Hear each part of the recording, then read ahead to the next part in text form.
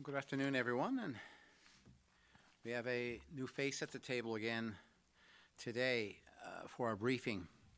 So I'd like to welcome and introduce Paula Corcoran at our table today. And Paula is the Chief Executive Director of the Consumers Health Awareness Network of Newfoundland and Labrador, and some people would know that to be as Channel.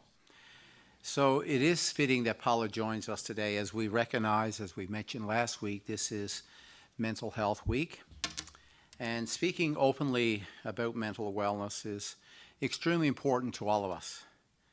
So to me, as someone who has spent many of my working years in the community and dealing with many people who have had to deal with mental health, I recognize the importance of taking care of your mental health and your wellness. And we have spoken about this often, and we know that there are many people across the province that are facing a tough time. It's a challenging time. And even before the pandemic, but living with the pandemic on top of all these challenges in life, you can expectedly increase the level of stress and anxiety. So it's important to have people like Paula here at this table with us today as we begin Mental Health Week with who has a lived experience, but also can speak to some of the supports that are available. But before we get to Paula, I want to turn it over to Dr. Fitzgerald to provide us with today's update. Thank you, Premier. Good afternoon, everyone. Thank you for joining us today. Since the media advisory yesterday, we have no new positive cases. The total number of cases in our province remains at 259. By region, we have 241 cases in Eastern Health, 8 in Central Health, 4 in Western Health, and 6 in Labrador-Grenville Health. 53% of cases are female and 47% are male. And by age, we have 22 people under the age of 20, 38 between 20 and 39, 39 between 40 and 49, 56 between 50 and 59, 57 between 60 and 69, and 47 who are 70 and above. 4 people are in hospital due to the virus, and of these patients, 2 are in intensive care. 233 people have recovered, and in total we have tested 8,935 people. No new cases over the past weekend and again today is certainly reassuring and a true testament with our concerted efforts that we can reduce the spread of COVID-19 in our province. We are not out of the woods yet, but following public health guidance will most certainly help us get there. Once we begin lifting some of the public health measures in the coming days, the discipline we have fine-tuned over the last number of weeks will be more important than ever to help keep COVID-19 at bay in our province. This means, as difficult as it is, we must continue to keep our physical distance from others outside of our double bubble, only to go out once a week for necessities, stay home when we feel unwell, practice proper cough and sneeze etiquette, and wash our hands frequently and well. These proven measures are our best safeguard against COVID-19. I would like to reiterate today the importance of choosing our expanded bubbles wisely. We know that individuals over the age of 60, those with compromised immune systems, and people with underlying medical conditions are at an increased risk of more severe disease and outcomes. Consider not doubling your bubble if you fall into one of these categories to reduce your risk of possible exposure to COVID-19. If you are at higher risk of complications due to COVID-19 and choose to expand your household bubble, you should be cautious about your choice. Have a conversation with the residents of that household to make sure they understand the potential risk to you and your health. And we understand that many of us are eager to see and reconnect with family members, particularly parents and grandparents. And if you do pair up with a household in which a vulnerable person lives, please take extra precautions. Screen for COVID-19 symptoms before entering their household. Clean your hands upon arrival and often while there. Consider wearing non-medical or cloth masks to prevent your respiratory droplets from landing on and contaminating surfaces, and stay away completely if you feel unwell. We must do our part and take the appropriate actions to keep our loved ones safe. As the weather warms and most of the snow has now cleared, I also encourage people who are not self-isolating to get outside as much as possible and enjoy some physical activity in spring air. Please be mindful, though, about keeping a safe physical distance of at least 2 arm's lengths from others outside of your bubble at all times. As this marks Mental Health Week in Canada, I would like to acknowledge the importance of mental well-being during what has most certainly been a challenging time for many of us. If COVID-19 has taught us anything, it is that we have our own vulnerabilities, and staying connected while having to stay physically apart has never been so important. It is unfortunate in this day and age that judgment and stigma are still active members of our society that often keep people, whether a person with mental health issues or a person with COVID-19, from getting real about how they feel. Speaking up is not a sign of weakness and despair, but of strength and resolution. And please know we are all in this together. As a recap for those who may have just joined, we have no new cases since yesterday's media advisory. The total number of cases in the province remains at 259, with 241 cases in Eastern, 8 in Central, 4 in Western, and 6 in Labrador-Grenfell Health. We continue to move in the right direction, and I thank you again for your persistent dedication and commitment to protecting your loved ones, yourselves, and the most vulnerable members of our society. The future of COVID-19 in our province depends on the actions and choices of each of us. As we embark on a new week, let us keep our eye on the target, our spirits high, and our momentum strong. Hold fast, Newfoundland and Labrador. Thank you. Well, thank you, Dr. Fitzgerald. These are great remarks, both from the mental health perspective, but also the fact that there's no new positive cases over the weekend and no new positive cases in your update today. It is welcoming news for our province, as you said, so let's make sure that we maintain this over the next days and weeks ahead. As you work day in and day out to guide you through this pandemic, and as we gear ourselves towards Alert 4 in our plan, it's critical that you continue to follow the health guidelines that have been put in place by our Chief Medical Officer. The thing is, the only way that we're going to get through this is, as you know, it's through working together and with your cooperation. Last week, Dr. Fitzgerald allowed us to expand the bubble, and the message underlining all of this, of course, is safety is top of mind. What we have to remember that if we do not practice the safety measures and the guidelines that we put in place, is there is a real possibility of either going back or staying at alert level 5. So as you proceed, please be responsible and do it with caution. We are close to hitting the 2-month mark now since the pandemic started to wreak havoc in our country and in our province. And for many of you, I know it's been challenging. It's been tough. It's been tough on you, tough on your families. It can be lonely. It can be lonely for many of you at different times and for different reasons.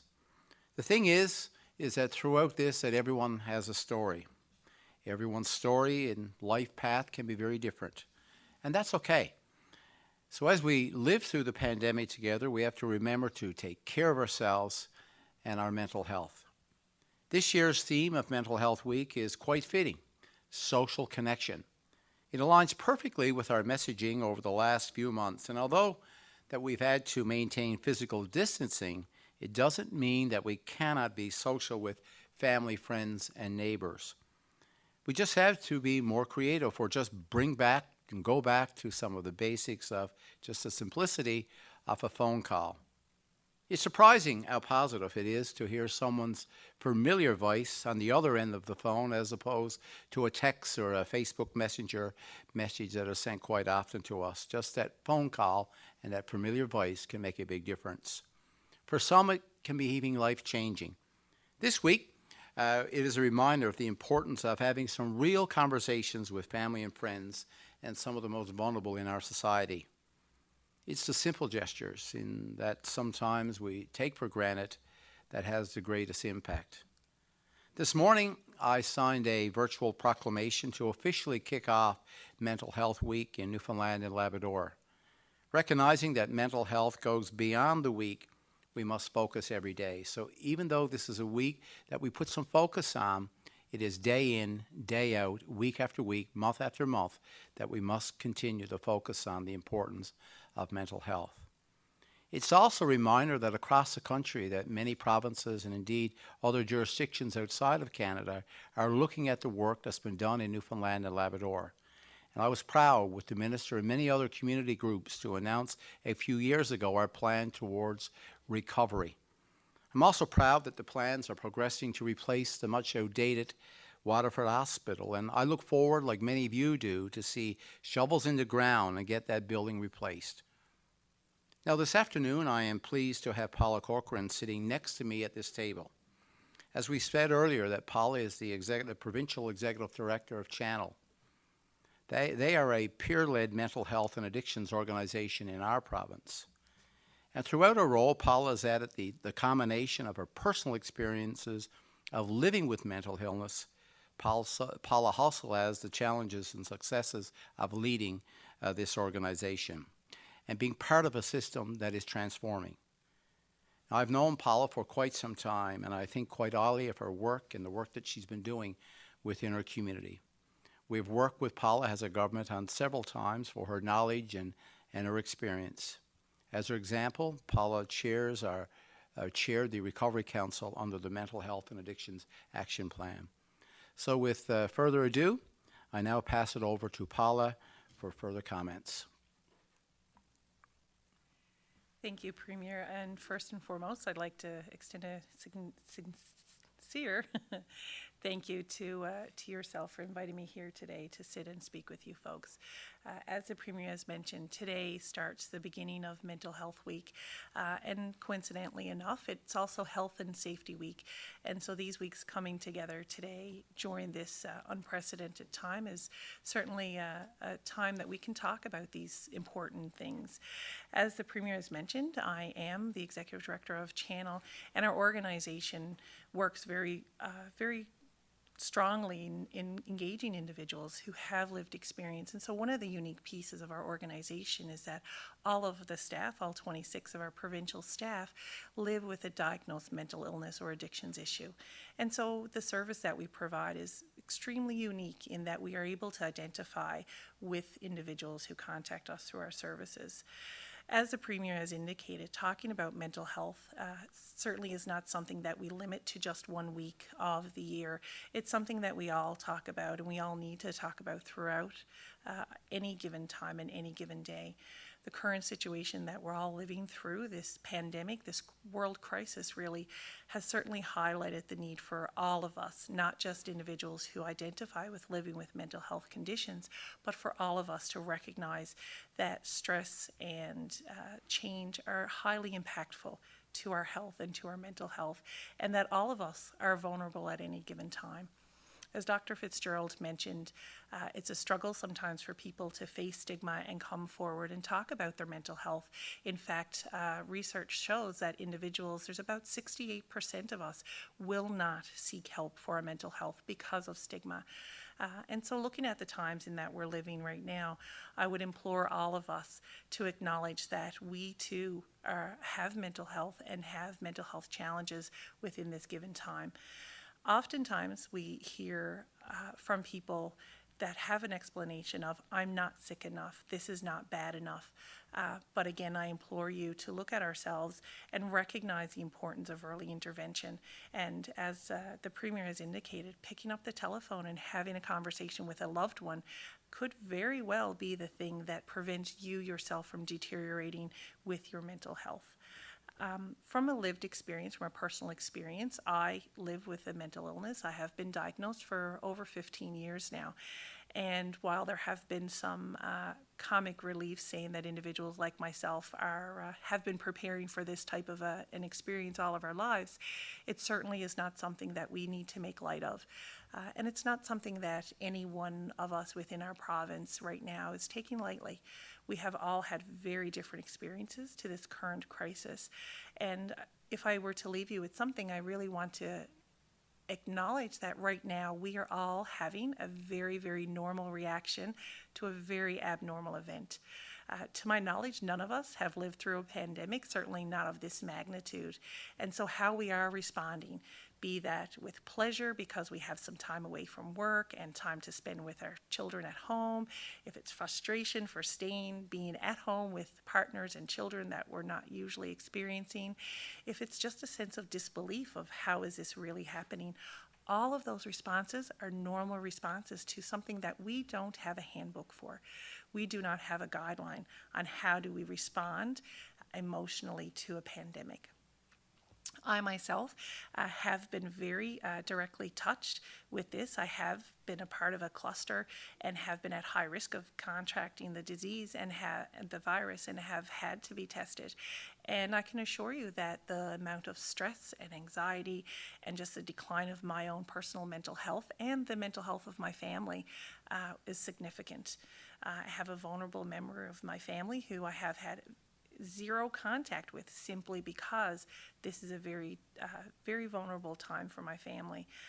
My children are experiencing the fact that mom is at home. The stress levels are very high.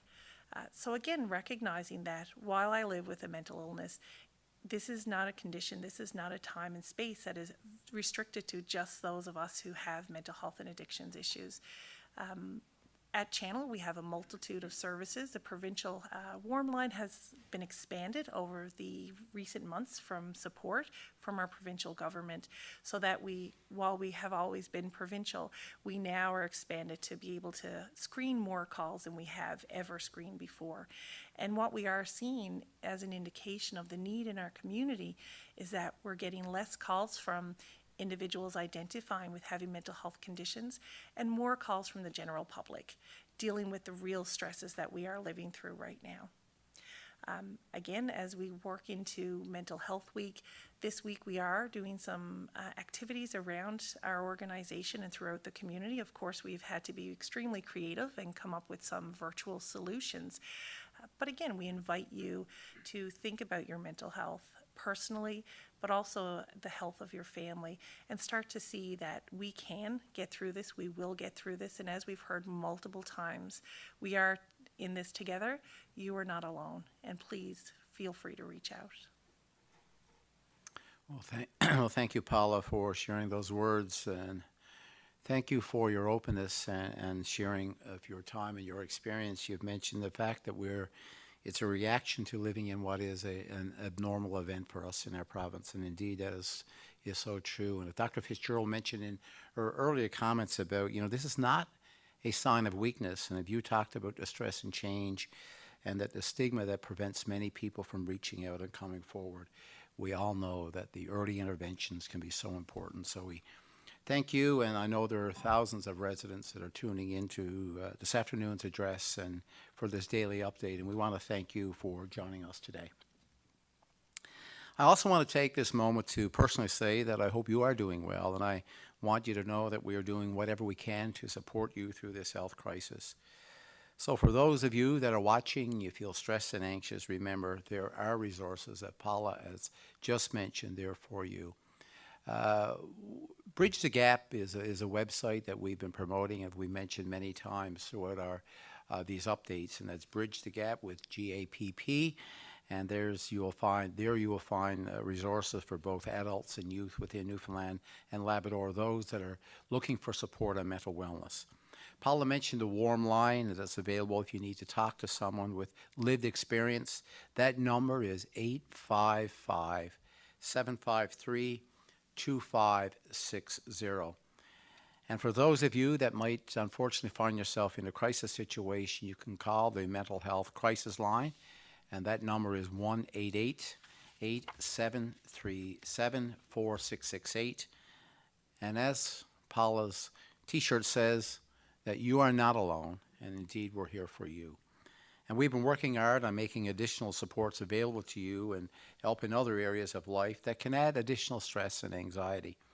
One of these areas is around food security, which we hear quite often about through our daily updates. A few weeks ago, if you remember, that as a provincial government, we supported the Food First program by $560,000, and funding was put in place to support community food programs throughout Newfoundland and Labrador so that they may be able to continue the important services during this public health emergency. So today I'm also pleased to announce that the residents of the province that you can now call the provincial government's 811 health line. You can call this service to access the basic information about food programs in your communities. This could include something as a referral to the food bank and to meal programs. And as you know, on Friday of last week, I launched a dedicated cellular text line, and it was a dedicated line for video relay service technology. And this was put in place for the people who are deaf and hard of hearing in our communities, or for those of you that have communication disabilities. Our 811 health line operators can also refer callers who require the additional support, such as help with, could be something as an online grocery order or a meal delivery service, to the Newfoundland and Labrador Community Food Helpline. So these are all services that we've been enhancing and putting in place, and the 811 number, of course, is a new initiative in partnership with the provincial government, with Food First NL, the Jimmy Pratt Foundation, Seniors NL, who do a remarkable job, and Newfoundland and Labrador Association for the Deaf. So I thank all of those people who've been working to support our community groups. Again, I would say that all this information can be found on the COVID-19 website. And once again, thank you in helping us with food security in our province. And also, once again, for Paula for joining us today and supporting mental wellness in our province. We all know that it is by working together that we will see the positive change. So let's not forget that the small gestures, a smile or a phone call, can truly brighten what could otherwise be a dark day for someone else. So we need each other right now, and we need it more than ever to continue to work together. So reach out, say hello to somebody. Let's keep that momentum going. Let's be kind to each other as we work to stop the spread of COVID-19. So stay safe, everyone. And I will now pass it over to Minister Hagee. And I will say, as we've worked together now for about 5 years, he's been a true champion and advocate for mental health in our province. And I now turn it over to the Minister for his comments. Thank you very much, Premier. I think, again, referencing Dr. Fitzgerald's comments, 0 cases is a great way to start another week. It is Mental Health Awareness Week. That comes around once a year. And this year's hashtag is Get Real. I first met Paula some years ago when we were doing some work with Channel and the Warm Line to appreciate its metrics and its value, and to see how we could work together to make it more widely available. And I think that's been a very successful partnership. Her lived experience and her eloquence made her an obvious choice to chair of our Recovery Council, which, for those who are not familiar, is a group of people whose sole criteria really for consideration is lived experience or being part of a family with lived experience. And that has been invaluable to me as Minister to help not only set up towards recovery, but also to guide it through its implementation. And it's been great to see the benefits. And I think, quite frankly, without the groundwork that had been made through that process, we as a province would be in a much less better place to be prepared for COVID-19 in many respects. We've all seen over the last 6 to 7 weeks how the stress of completely changing your way of life in many respects and the way we interact has built up on people. We've seen it taken out in social media. We've seen it expressed in various ways, from denial and those kind of things, all the way to some of the things that Newfoundlanders and Labradorians are more famous for, which is looking after each other and reaching out to each other. For that stress, we have had a framework where we could look at mental wellness. Premier's reference, Bridge the Gap. We have 811. We had Doorways regarded as an essential service, and that's kept going throughout the pandemic. But all of us, each of us, have been affected by the stresses of this time. And as Paula said, very few of us have had experience of a global pandemic, if any. We have seen over the years the stigma and the effect that stigma has had on people with mental health or addictions under less trying circumstances. That stigma has led to silence, and that silence has literally led to death. It's interesting when you compare physical and mental illnesses and the way people talk about them. You don't really hear people minimizing their physical illnesses in quite the same way. I can't remember the last time anyone talked to me about having just had a touch of cancer, for example.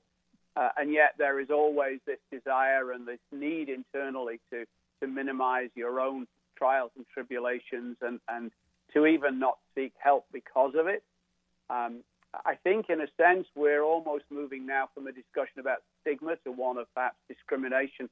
And certainly you've seen that on the world stage. And New Zealand, who we have a good partnership with in terms of our mental health approaches, has moved in that direction. So, again, reach out. Older folks sometimes just quite comfortable with the telephone, although we use this kind of higher tech approach. We have done well. We've done well through the pandemic. And by the measures that Dr. Fitzgerald has put in place as guidance with prompt action, we have flattened the curve of the first wave for sure. Getting out of this now, however, is going to require slow reaction. Can't be done quickly. And the measures that we've talked about and the double bubble, for example, of last week will lead into hopefully a reduction of restrictions as we move into alert level 4. And that's a gradual opening of a door. And I would really encourage everyone, as much as they are tempted, not to rush through that door and push it wide open in the first few weeks. It is not far, and it will not take much for this virus to take hold and for clusters to form again. And we, through hard work and a little good fortune, have been able to avoid a situation where our healthcare system has been overwhelmed. We have to maintain that level of effort, maintain that level of vigilance, because otherwise that risk still exists. We're not out of the woods yet. So you've heard Dr. Fitzgerald, stay home if you're unwell, don't go out if you don't need to, pick who you expand your bubble with and do it in a sensible, thoughtful fashion. Stay in your bubble, big as it may be now, or bigger as it may be now. Don't burst anybody else's. And I think the important thing at the moment is, as Dr. Fitzgerald said, hold fast. We need to hold the line. This is a long road we've got to walk between now and the fall. So with that, Premier, I would close my comments and hand the event back to yourself.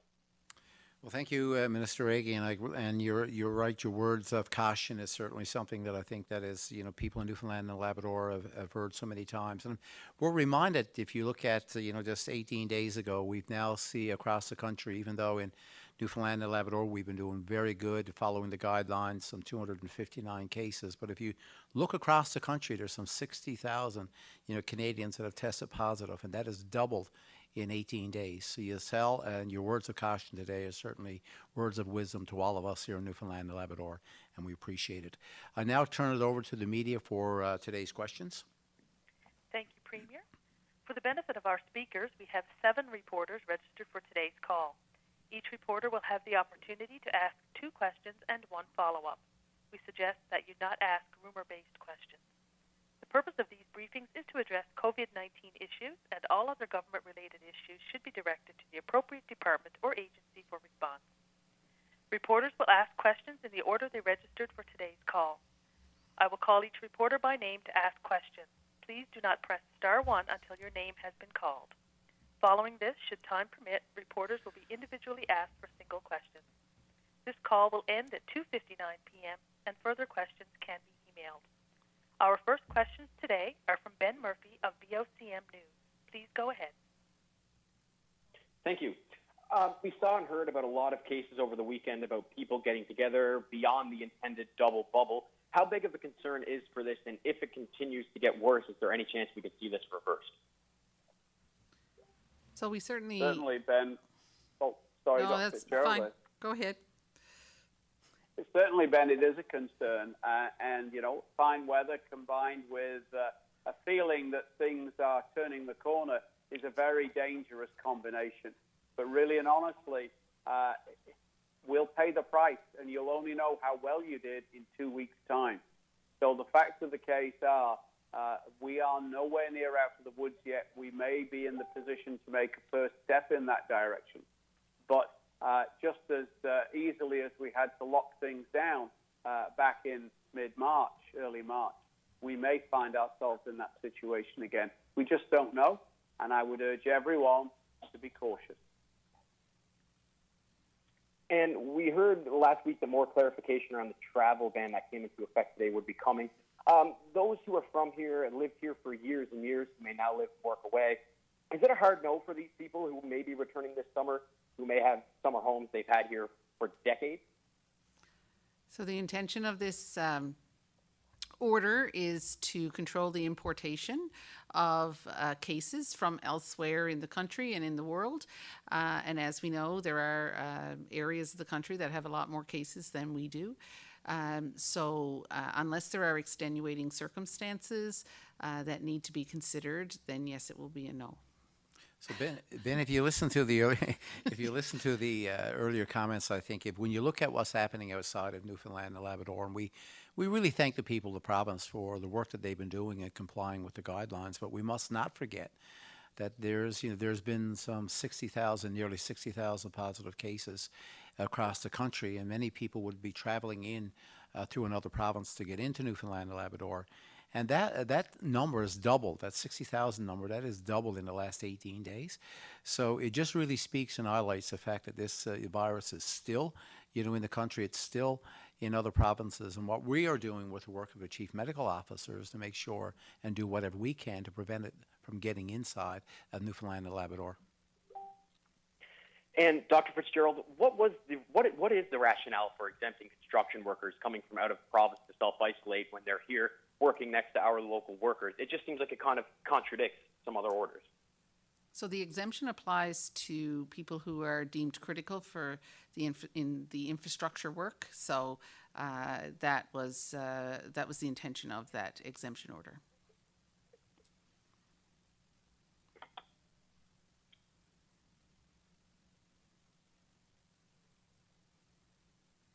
Our next questions are from Jody Cook of NTV News. Please go ahead.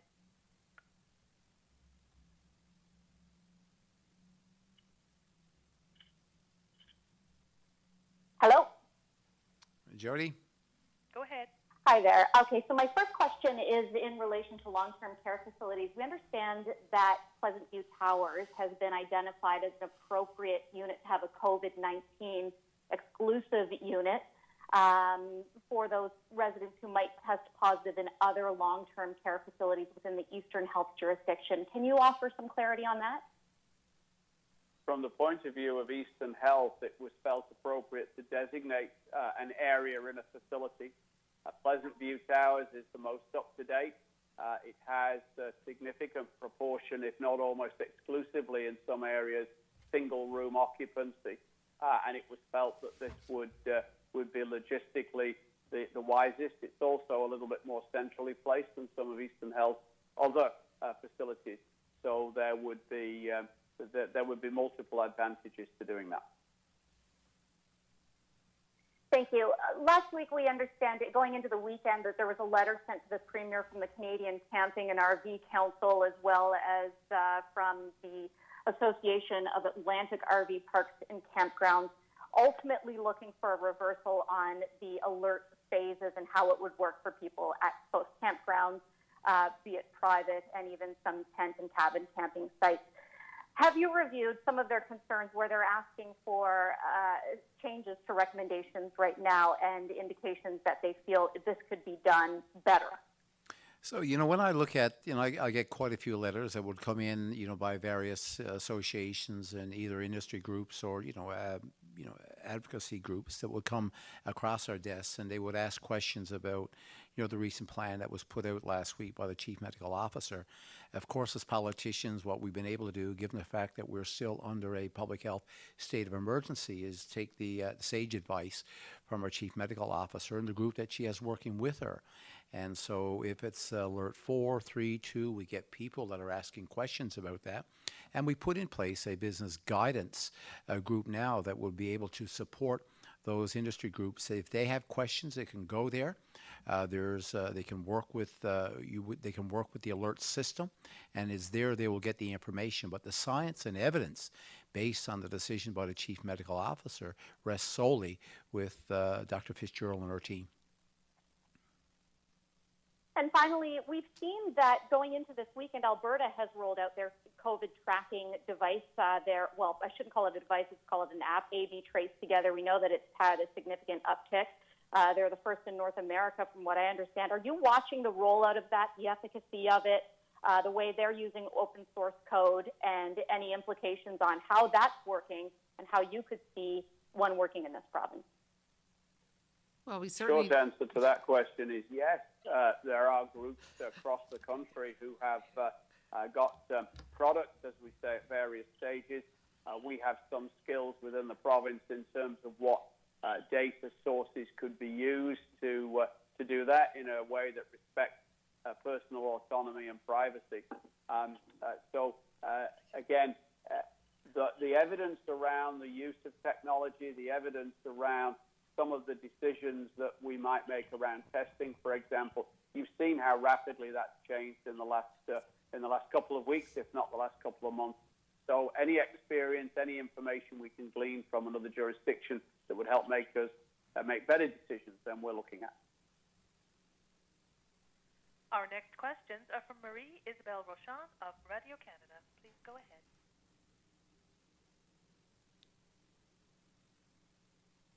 Hi. When asked yesterday if he was in favor or against tracing apps, Justin Trudeau said that he hasn't yet seen a contact tracing app that effectively balances privacy and public health needs. How are you making sure that the app that you're developing will protect people's privacy? By listening to people with an interest in privacy, such as our privacy commissioner, who's actively involved with our group. The facts of the case are that, as Prime Minister points out, he hasn't seen one. Maybe it'll come first from Newfoundland and Labrador. Thank you. And also wondering, passenger and transport truck traffic on Marin Atlantic ferries were down 72% and 31% respectively last month. Are you worried about what will happen if the federal government doesn't increase Marine Atlantic subsidies? What was the last part of your question? Doesn't increase Marine Atlantic's what? I was wondering if you are worried about what will happen if the federal government doesn't increase Marine Atlantic subsidies. Yeah, so that's not a concern right now. We know the responsibility of the federal government. They know their responsibility in providing this service for Newfoundlanders and Labradorians, and we've been working closely with them, tracking the amount of travel and travelers that would be on that marine traffic, that would be on the crossing. So right now there's no concern that the federal government would back away from the support or reduce the subsidy as it would be required for Marine Atlantic. When you look at the way the federal government has stepped up to support businesses right across the country, there's no reason at all to believe that they would not be there to support Marine Atlantic if indeed more subsidies are required to put in place what is a constitutional requirement by the federal government. So there's no worry about a price increase? I have not been worried about this. This is not a conversation that I've had yet. But if indeed, Marine Atlantic, we'll work with them very closely as we would as a government. That is not a conversation or anything that they've brought to me right now or to any of my cabinet colleagues. So if indeed there is an issue, I'm sure there will be discussions with Marine Atlantic, and is one that I would never back away of having a forceful conversation with the federal government on this issue. It's a constitutional responsibility of the federal government. Thank you. Our next questions are from Heather Gillis of CBC News. Please go ahead. Travel measures coming into effect today, obviously affecting tourists and people who have summer homes here.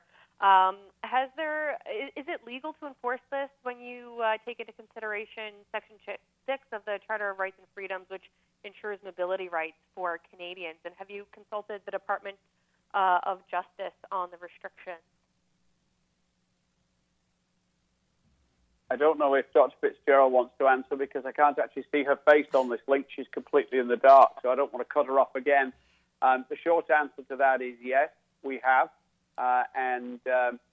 If you look at, I think it's Section 13 of the Public Health and Health Promotion Act, it actually specifically references the need to keep the Charter in mind when making any of these decisions. We feel, given the recommendations from the international as well as the Canadian communities, this is entirely consistent with public health imperatives. And indeed, we would be probably the third Canadian jurisdiction to do this, following New Brunswick and PEI, who've also been very successful in keeping their curve flat, and also the province of Quebec. Thank you. Do we have a number on the number of exemptions people have applied for? I don't have an exact number of applications for exemption at this point. There were quite a large number that have come through over the weekend, and we do have a team that are combing through each and every one of them to determine if they would qualify for an exemption. And when it comes to rural areas of the province, of course, residents of summer homes there and people who split their time between this province and another province, is there any worry about the economics of that with, people who have summer homes paying taxes sometimes in certain areas of the province with respect to property taxes and, spending a lot of money in the local economy? It's always a concern when you think about the impact, the economic impact of what this pandemic is having on our province. But first and foremost, we put safety first. Safety and health of Newfoundlanders and Labradorians has to be a priority.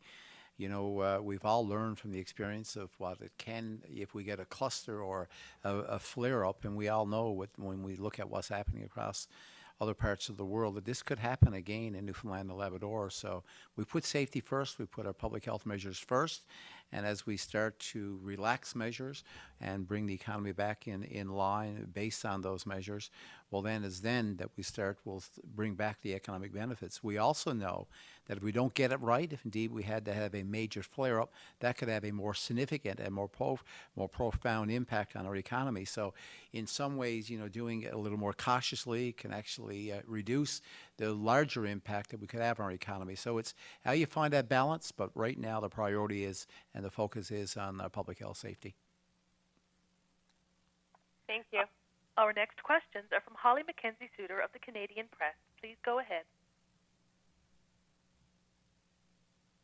The Premier, just wondering if you can give us any more information on the kind of legislation and what's expected tomorrow for the House of Assembly session. Yeah, there's a number of pieces of legislation that they're working their way through for the order paper tomorrow. I know our House Leader, Minister Cody, has been working closely with other House leaders, and the order paper will be available tomorrow. There's a number of pieces of legislation that will be there. Some of that has been to deal with policy, and some of that has been to actually get pieces of legislation to conform with some of the issues around this pandemic. So I would anticipate over the next month or so that you would see similar occurrences within the House of Assembly. But we're working with all three parties here, as you know, so with limited numbers. And tomorrow, for the first time, we will have a question period. Thanks. And wondering if there's been any more thought given to, when a budget can be expected this year? Well, right now, I think when you look at the budgeting process, given all the uncertainties that we've had to deal with this pandemic, it would be very difficult to put in place a budget that would have any degree of certainty in terms of forecasting and predictions. But we know now that as we work with all our opposition parties, and we learn from the experiences that we've seen in other provinces. I speak to premiers, on a weekly basis and sometimes twice a week, and the budgets that they would have put in place before this pandemic is not really worth the paper that, it's written on. And so right now it's very difficult with so many variabilities, and added to that, of course, is the collapse of the oil prices and unemployment. People that are now unemployed. So it would be very difficult to put in place any budget that would have any meaningful, degree of forecasting. So as we work our way through this, work with the Department of Finance and other departments. And right now, we have an interim supply that will keep us going till September. So it's important that we have that supply bill in place, and we can actually have the borrowing measures in place as well. So all the components of paying for the services are in place with that supply bill, but putting a budget in place right now will be very difficult. Thank you. And wondering too about the travel restrictions of entering the province. Do you have a sense of kind of at what point along these alert levels those rules might change? It will depend very much on what the situation is. So what our own situation is, if we get a lot of imported cases, or if we're in a similar situation to where we are now. But it'll also depend on what's happening elsewhere in the country and elsewhere around the world. So if we're still seeing large outbreaks in elsewhere in the country, then, obviously we're going to be more cautious about lifting any such ban. But it will very much depend on what we see going forward. Our next questions are from Elizabeth Witt of All Newfoundland Labrador. Please go ahead. Businesses given the okay to reopen on May 11th. What are the guidelines for staff who might not feel it's safe for them to go back to work? For instance, could they lose out on subsidies? You're talking about the subsidy from the federal programs, I'm guessing. So right now, I think it's been very clear that all the messaging would be that if people are not safe to go to work, well, they should not go to work. So right now, they would work with their local businesses. There have been decisions that have been made at the various alert levels along the way to make sure that the provision for things like childcare would have been provided, recognizing this is an essential component for people, giving them, the ability to go back to work. So right now, if people are not comfortable in going to work, indeed, that's, it's not something that they should do, but work with your employers. And there are those federal programs that are in place right now for people that have lost wages because of COVID-19. All right. And I guess I was wondering, has there been any changes or updates regarding our supply of PPE? So right now, the supply of PPE has been consistent. It's always been challenged, as you know. So the big focus right now on the calls that I would have with the Prime Minister and the other premiers is to work towards a level where we could have more of it supplied nationally within our own provinces and in other parts of Canada, as an example. So I think if there's a lesson as we debrief coming out of COVID-19, we will recognize that PPE, we need to be able to supply as much as that within Canadian jurisdictions. We've been very fortunate to be able to work with, some groups within Newfoundland and Labrador to be able to help with the supply, but also with the group at Health and Community Services, some dedicated people there that are monitoring this on a daily basis. And there are shipments that are coming in, as the Minister said quite often, we very rarely get or ever get, the amount that we've ordered, but, we've not been out of stock of the essential items that's required for PPE. Excellent. And this is a question about Channel. I was wondering if Paula could go into some detail about how that line of work has changed and expanded over the pandemic. Thank you for the question. So we've looked at changing our services, obviously. We've taken all of our in-person services and reduced them to virtual services when possible. So for example, right now our groups, in-person groups have been suspended. However, we do run a virtual group using the platform Zoom. And so that really gives us the opportunity to still engage, to still have that visual contact with people and still be able to have the conversations that people need to have. Our warm line, how we manipulate the program and deliver the service has changed as well. So back to the safety of staff, we have created a situation where our staff are able to deliver that service from their own homes to or at least reduce the risk for them going out into the public and into the offices. And within that, we have again changed the format somewhat. And so if you are a user of our services from the past, you may see a little bit of a different service delivery in that our staff are now returning calls as opposed to taking calls. We do have some ability to take a call and respond immediately. However, because of some of the technical pieces that we weren't able to align, we actually have more calls coming in that are responded to through our message manager. So anyone who is using the service, we are highly encouraging them to leave a message. Just a telephone number is sufficient. We highly are focused on confidentiality and privacy. The information is not retained in any database or any platform other than to take the message and return the call. And so we really encourage that use of that service. When we look across the province, we have offices in about 6 different regions now in our province. And while our staff are still available and still active, we are really reducing that in-person service. Our warm line has actually increased its hours. We open at 9 a.m. and we continue until 12 midnight. And we are taking those calls and returning those calls and have actually aligned more of our staff to take those calls. Typically, we would have 2 to 3 people assigned to such a task. Now, sometimes we have up to 5 people assigned to said task. And so, yeah, that's where we are in terms of the services, and really just very active on social media in terms of providing that additional support for people, that additional motivation for people, and engaging people in that direct messaging and texting platform. That's where we are right now.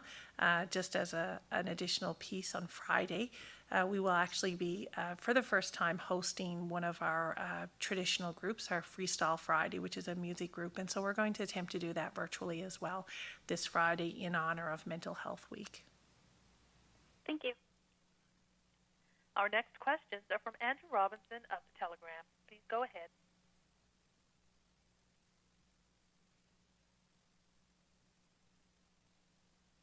A woman today whose family owns a RV that's kept at a private campground. She was suggesting that people like herself and her family are already used to physical distancing, have been for several weeks, and feels that they can be trusted to continue doing so if they were permitted to go back to their campsite environment. Just wondering what's your response to this sort of these sorts of feelings? So I think we have to consider the whole situation, and there's more than just the social distancing. In some areas, there's sharing of facilities, and we have to be careful about that. And then there's always with camping, and I certainly don't want to speak to any one particular person or to any family in particular, but when people go camping, there are other festivities that happen along with camping, and certainly impairment of judgment can happen. And so those are all concerns that we have to consider when we're thinking about activities. Is we need to be certain that we're approaching it with the best public health in mind. I know too. There's different, precautions in play for how campgrounds could reopen, initially allowing them to operate as day sites, and at another alert level, then allow them to operate for overnight stays. Why were these measures put in place? So the difference is most often just because of use of communal facilities and that sort of thing. So day use, it appeared to be, people would come, they would leave at the end of the day. They may be more able to practice physical distancing and that sort of thing. So there was some differentiation there between overnight and daytime usage. We heard from someone involved with a retirement residence in the metro area. So that's mostly residents in the age range of the 80 plus, 70 odd residents in the building. It's a fairly densely populated apartment space, and they're concerned about with the bubble opening, having twice as many people and more, coming into the apartment building and creating potential challenges. Is it permissible for places like this to ask their residents to instead go off-site to visit people in their bubble, and then in some cases allow them to accept visitors on-site? I can't speak to the legality of that particular question. Certainly, we make recommendations for how people for expanding your bubble and to certainly have frank conversations about how to keep people safe, and those would all have to be considerations with regard to expanding the bubble. But going off site may be a more reasonable thing to do, but again, it depends on the individual person and what the situation is. And if these are apartments and people are physically distancing and practicing good personal hygiene, washing your hands well, doing all those things that we've been recommending, I would think that they would be able to decrease the risk. Obviously, staying away from communal areas would be important, but if they're going to somebody's apartment and visiting their apartment and leaving right after, then that significantly reduces the risk. But again, just because you can increase your bubble doesn't mean you have to, and we certainly would want people to think about who they're combining with very carefully to make sure that they're not increasing the risk to somebody who may be in a more vulnerable group of people. Thank you. Thank you very much for tuning in. The time for questions has ended. We invite you to join us again tomorrow at 2 p.m., 1:30 in most of Labrador. Have a great evening, everyone.